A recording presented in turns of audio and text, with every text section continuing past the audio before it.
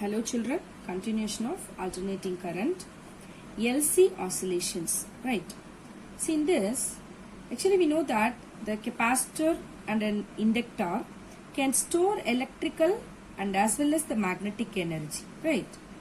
See, when a capacitor or a charged capacitor is allowed to discharge through a non-resistive inductor, see the electrical oscillations of constant amplitude and frequency will be produced. Okay. See, this phenomenon of electrical oscillations, which is similar to the oscillations in mechanical system, which we have already studied in class 11. Or you'll understand that. So through the recalling by the mechanical system of oscillations, we can easily achieve this phenomenon of electrical oscillations. See the diagram. Let a capacitor be the charged Q at T which is equal to 0 and it is connected an inductor also, right? When the circuit which is completed, then the charge is on the capacitor starts decreasing. It given rise to the current which is there in the circuit once the capacitor start decreasing. You have to take the current which is, the charge Q, we can take the charge which is equal to Q, we know that very well, and I which is equal to current. See, in this circuit, a time which is equal to T. See, since the d by dt of I, which is positive, okay, in this case, so induced EMF in L that will be induced, produced, or we can say set up in this circuit. So when that time, that VB, that is the potential B, the VB which is less than VA. So from the Kirchhoff's loop rule, we can get I which is equal to minus d by dt of Q, right? And induced EMF across the inductor, what we said, that is nothing but EMF which is nothing but minus L, because self-inductance, so minus L di by dt.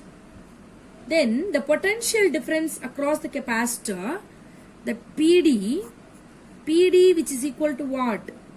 Q by C, that is V. Okay, PD which means V which is equal to Q by C.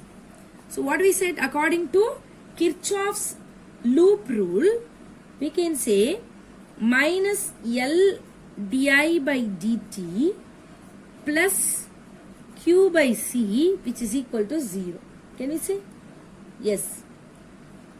Now the second order equation we can get it because of I, which means what? The change in the charge, the rate of change of, rate of flow of charge. So we can say here minus d by dt of Q, and we can say here di by dt which is nothing but what? The second order we will get for the charge, d squared Q by dt square. Okay, this you have to keep it in your mind.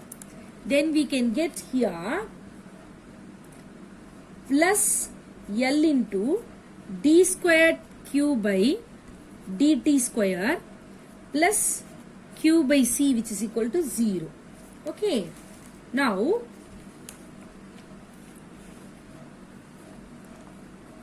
d square Q by dt square plus Q by LC which is equal to 0, or we can say d square Q by dt square plus this value omega naught square Q which is equal to 0. Is it right? We can change it. Where omega naught we know that 1 by root of LC. So that omega naught square we can take here. See, and further we can get the differentiating the equation of second order. We have to take the value of Q which is equal to A cos omega naught T plus B sin omega naught T. So when at T which is equal to 0, Q will be Q naught. Then what is Q naught value, which is equal to A cos 0 plus B sin 0.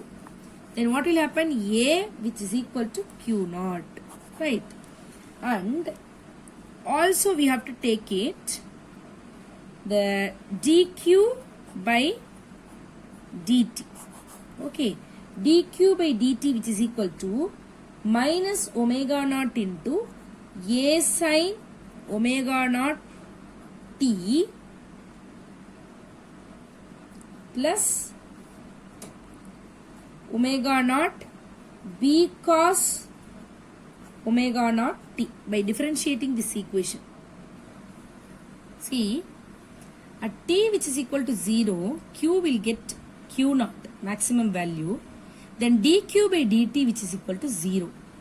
So we are applying this 0 which is equal to minus omega naught A sin 0 plus omega naught B cos 0. So B which is equal to what? 0. Then we can apply Q which is equal to Q naught cos omega naught T, right? Q value. We derived this. So that then what will be I? We know that I which is equal to rate of flow of current. So which is charge which is equal to I is equal to minus dq by dt. So which is equal to omega naught Q naught sin omega naught T. We will get the current value. So the charge on the capacitor plate will oscillate simple harmonic with the time and also with the angular frequency. So that what we will get? Omega naught which is equal to 1 by root of LC. We know that. The frequency of oscillation, the formula which is F naught which is equal to omega naught by 2 pi which is equal to 1 by 2 pi into root of LC. Okay, this is the frequency of oscillation. See, how can we get the energy for this oscillation? See, if suppose the sum of the potential and the kinetic energies remains constant, we know that in the SHM, the simple harmonic motion, right? And the sum of energies which is stored in the capacitor and the inductor, same as it remains constant during the LC oscillations. So that we can get the value of U, the energy UE, we know that what? Q square by 2C. So this is the energy. Energy stored in the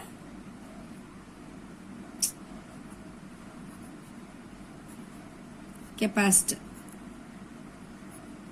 Right. So from this, the magnetic energy which is stored in the inductor will be what? We will see. First you can see this, we know that. By explaining the diagram you can get. See, from this diagram you can understand that QE what we said, that is Q by 2C, and also we before itself said that the LC oscillations is similar to that this mechanical oscillations of the block which is stretched to a spring. This we have already studied in class 11 itself. So simultaneously that was also here they explained, right? U which is equal to half K square, K which is equal to 0. And here same as while which is started, UB if suppose which is 0. See, at T which is equal to 0, the switch is closed and the capacitor, starts to discharge, what we explained.